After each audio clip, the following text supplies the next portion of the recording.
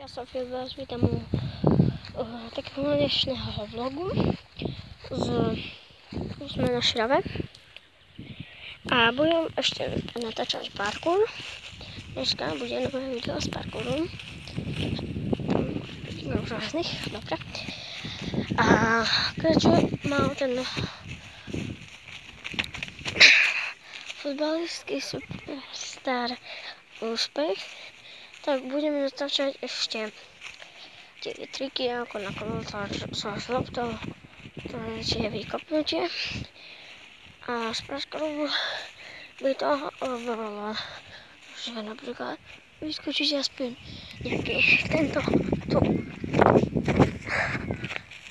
meter.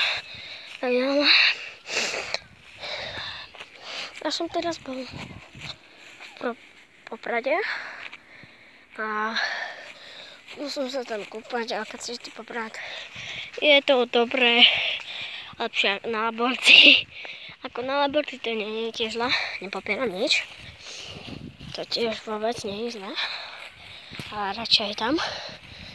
Celá rodina, 4 osoby, no 2 osoby a 2 deti, je 50 dačo eur, no 50 či koľko. A je tam dobre sa kúpať. Chcel som tam natočiť videoko, ale ja som si povedal, že tam nebudem natáčať. By sa mi rozbil mobil, jak ja sa sám poznám.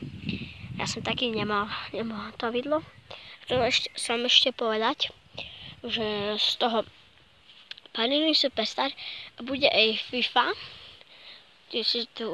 To sú informácie tie, že bude FIFA nálepku, budem ukazovať ešte. Neviem kedy. Dneska asi nie. Dobre, pro dnešné video by to mohlo byť vše a sa s vami lúčim.